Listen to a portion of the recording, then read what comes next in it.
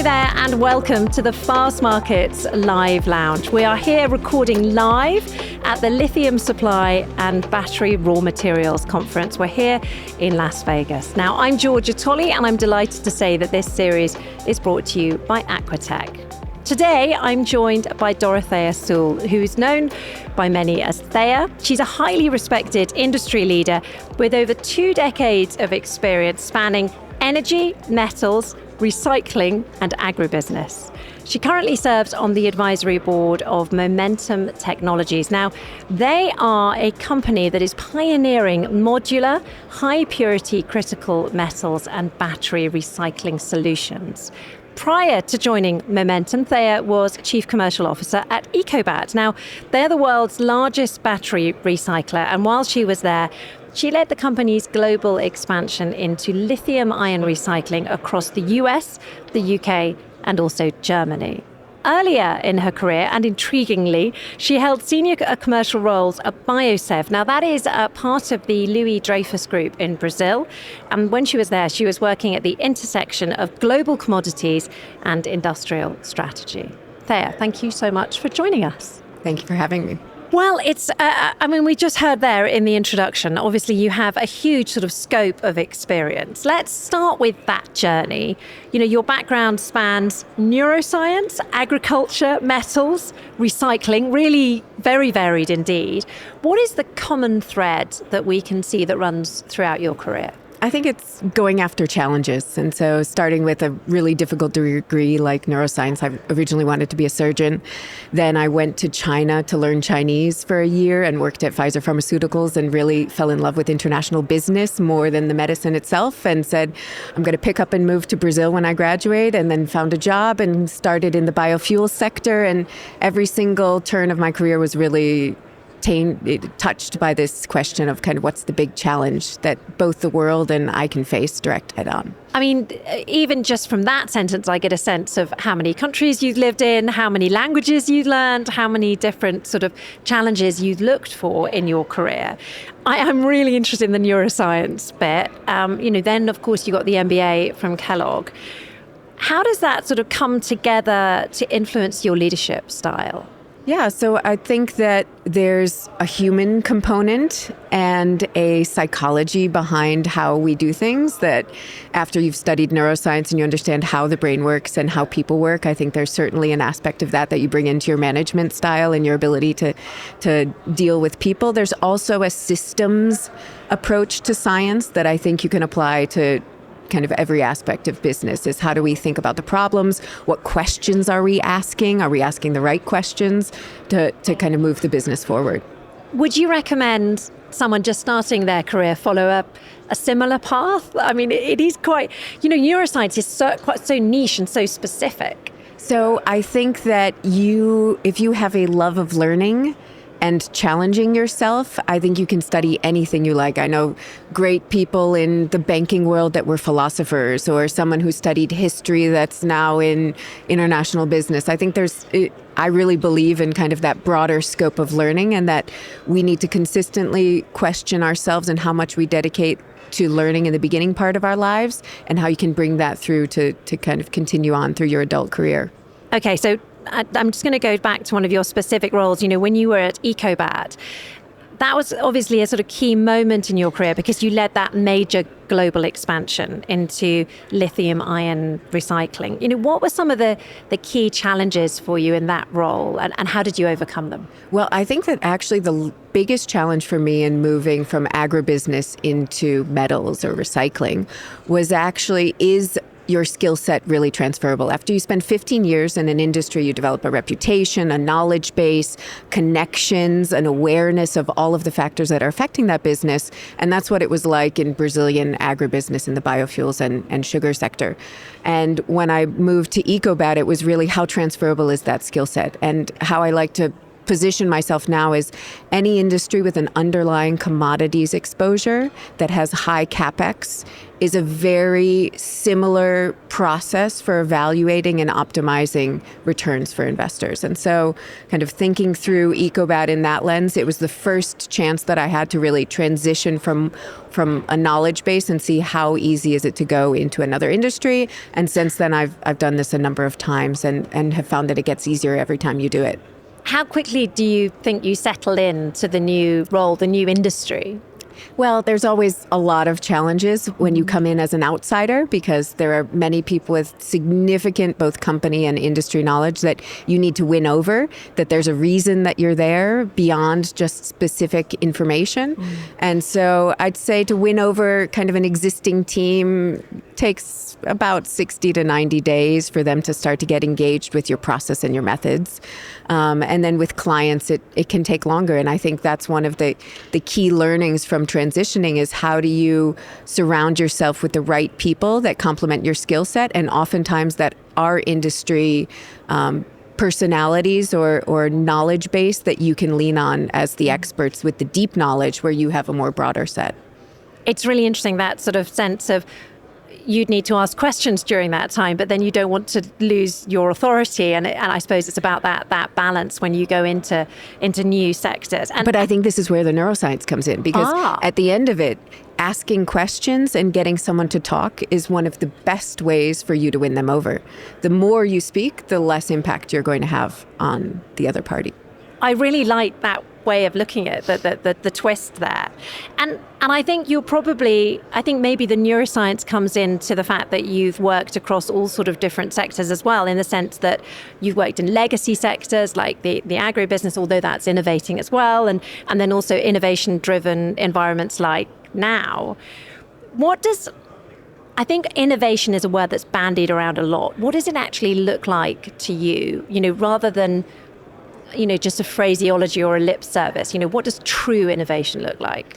Well, I think if we kind of start off with the difference that you feel in a company that's really focused on innovation, like Momentum, or a company that is more legacy-based, like an Ecobat. When you take the difference, it's really the willingness to pivot, course correct, change, adapt, with a velocity that you don't see oftentimes in kind of these more traditional sectors. So it's almost like a feeling or an interest in that evolution. Okay, so you've led all sorts of different sized teams, from really high performance teams to complex international partnerships when you've got people in all sorts of different countries and time zones. For anyone who's sort of approaching this level, what would you say your approach to leadership is? What does it look like in an industry that's moving as fast as yours? Well, I think first of all, understanding who you're talking to, and that can be within a culture or across cultures, is really important. And I can use simple examples like when you're in Brazil, if you do not spend at least the first 25 minutes of a meeting talking and getting to know someone and speaking about soccer for the last night's game or the weather or the traffic or whatever it is, if you don't have that personal relationship connection, you cannot do business there. And maybe another silly example is when you're in Germany. I remember at Ecobat, the first time I went over there to our operations, and you're trying to create this innovation within this legacy business. And so creating new jobs and new functions and new roles. And then I would get constantly asked, well, can you write out my job spec? And no, we don't have time to do that. We don't even know what you're going to be doing in 3 months, let alone 6 months, 9 months. There's no need for that type of paperwork. But within the German culture, there's just a very big need for well-defined scope and understanding who you're talking to and what they need to do well their job, I think, is a critical component. I mean, just those two examples are absolutely fascinating. I've worked across all sorts of sort of different countries. I hadn't heard that about Brazil. That's very similar to the Arab culture as well, where if you don't meet somebody face to face, then you're never going to have a relationship with them. And of course, in these days of Zoom and Teams, I think it's not the same thing. It's really interesting. Okay, so I'm going to ask that sort of slightly classic question of any leader. What was the one moment in your career that actually felt like a setback, and how did you, pivot? How did you turn it around? How did you turn it into a benefit? Yeah, I think that when I left EcoBat, it was kind of a big change for me. So not having the next job set up, I'm sure we have lots of high performers around here, and you kind of constantly having the next goal in mind, the next thing you want to do, the job start before you exit your previous role.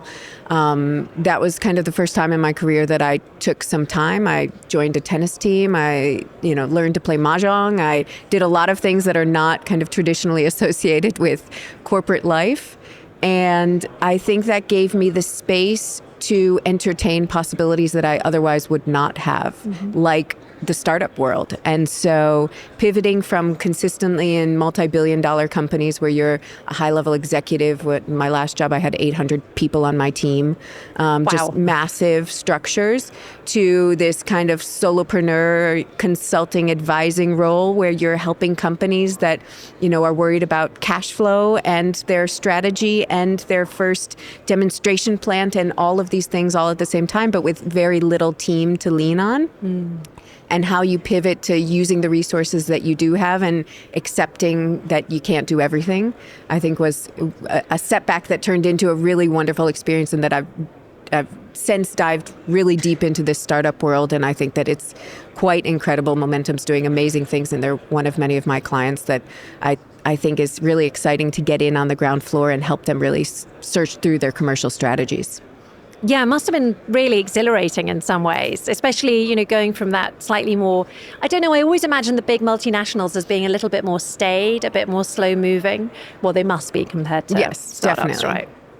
Okay, so let's talk about your current sort of industry. Let's talk about battery recycling specifically.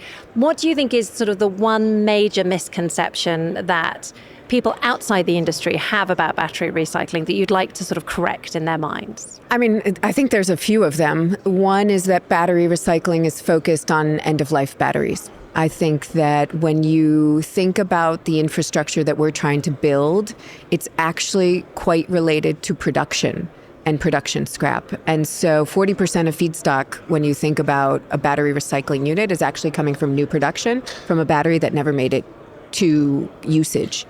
And so the reason I talk about that is because the investments that we see from a government's perspective and from corporate perspective in new battery production is critical to make the feedstock for the battery recycling ecosystem. And so as those investments get delayed or diminished, that impacts directly this kind of end-of-life structure that you were building. Do you see a very exciting future for the sector? Oh, yeah. I think that anyone who's been around in commodities understands kind of the cycles that we go through. And I think that I'm a trader by nature and like to buy low, sell high. And so I think when things feel like they're tough and like there are headwinds, prices are low, China's changing their minds around a lot of the structures that create the systems that we then depend on. When you get into that and things feel really difficult, that's actually the time that you need to double down and bet on the future. Can I talk to you about the role of China in your industry at the moment? Yeah. Are you finding the moves that China is making in this sector a help or a hindrance? Definitely a hindrance. And I think that anybody who tries to frame it otherwise is either delusional or just overly optimistic, because China plays a very long game. And we all need to start to understand that when they make moves, it's not necessarily just cause and effect that we need to look at, but kind of 5, 10, 15 years out. And so let's take something as simple as they're opening up the market right now for black mass imports. What is that going to do? So the reaction that you could say is, okay, all of a sudden shredders in the United States, for instance, will get more money for their black mass because there's higher demand. Those prices are going to go up. Fastmarkets has been reporting on this for weeks now. But in reality, what that's doing is squeezing the potential margins or making investors doubt downstream investments in refining locally in the United States. And so as that happens, all of a sudden projects will be delayed, projects will be canceled, projects will be diminished.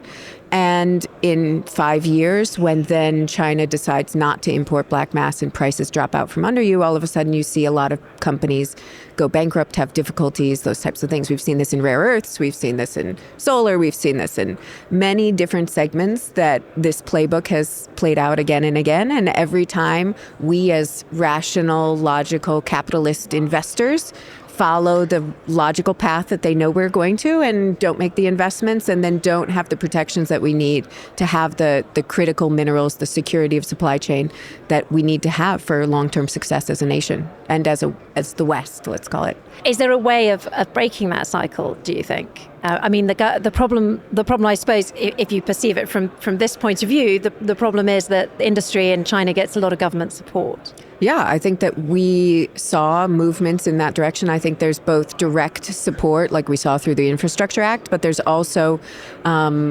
support through defense contractors or through government insistence that these supply chains exist locally. And there's various forms of doing that I think the administration is exploring, and that we need to have a more honest conversation about what China is doing in the broader media so that we can make the problem more visible and then have the politicians address the solutions that are possible. I can sense your passion for the industry you're working in at the moment.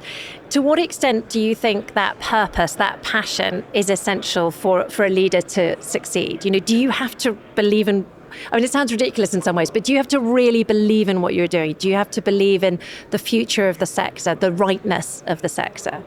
I think it probably is personality dependent. For me, particularly, you have to really just want to be the problem solver and see the bigger impact that you're having on an industry. And I've always needed that. And I think that it creates an energy and a focus, a lens that you see the world under. When you say, I'm part of something bigger, I have that greater purpose. It also makes strategic decisions much easier, because if you have just an economic drive, and that's it, I think that the amount of potential solutions that you can come up with are greater than if you have a lens of how you're looking at the world. And so purpose actually makes that decision-making process a lot easier. Okay, so last question for you, and we are going to be asking all our guests this. Okay, so what is I know we're only halfway through the conference at the moment, but what is your biggest takeaway from this year's conference? What are you walking away with? What nugget? Yeah, so we just started, and I can't wait to hear what else might change my mind if I were asked this in a few days. Yeah. But I think that this problem is the invisibility of the issue to the main public, I think, is something that we need to address as an industry and as a country. So when you saw this innovation happening around like the internet, people could see the websites come up and everything. Our innovation happens in mines, in warehouses, in things that don't touch the general public. And so I think how we can figure out how to touch the hearts and minds for the public to understand how important this is for the long-term viability of the US and the West as a preeminent geopolitical system, I think is really important. Absolutely fascinating conversation. Claire, thank you so much for your time. Honestly, really, really interesting stuff. Really interesting to hear about your own journey, and really interesting to hear about, where you see this industry going, where you see this sector going, and framing it within that geopolitical landscape. So thank you very much. Thank you for having me. Indeed, absolute pleasure. And thank you to everyone who's been around us, who's tuning in. We've got audience with their headphones on at the moment. It just has been a really, really fascinating conversation, as I'm sure you'll agree. A special thanks to our show sponsor, Aquatech, for making this possible. And remember, you can catch this episode and all of our live lounge interviews recorded here at the Lithium Supply and Battery Raw Materials Conference. You can find them on Spotify, on Apple Podcasts, or wherever you get your podcast. The full video is also available on the Fastmarkets YouTube channel, so check that out as well. Now, we will be sharing highlights across our social media platforms in the coming days, so be sure to follow Fastmarkets to stay connected. And if you are enjoying the series, don't forget to like, to follow, and to leave us a review. Thank you for listening.